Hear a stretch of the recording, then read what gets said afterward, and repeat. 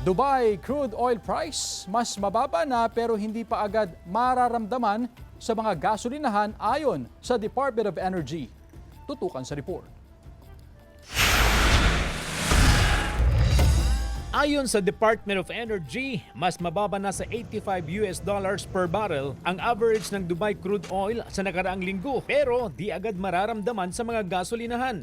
Nakabase kasi ang retail prices ng langis sa MOPS o Min of Platts Singapore o yung daily average ng aktwal na bentahan sa merkado. Meron kasing tawag na lag time bago dumating yung crude oil, bago maidala sa refinery, bago maging ma-process at bago maibenta bilang produkto. 1-2 months yung lag time na yan. Muling napag-usapan ng 1998 Oil Deregulation Law na ayon sa Energy Department ay iminungkahi na nila sa Senado at Kamara na baguhin. Kabilang sa ipinalalagay nila ay ang pagpapalawak sa kapangyarihan ng gobyerno na makialam sa presyo ng langis sa panahon ng krisis kahit wala pang Energy Emergency Declaration. We have a proposal that expands it and makes it more systematic in the sense na there are some cases that you do not need energy emergency declaration by the president, but if some circumstances are present, make it more practical and responsive.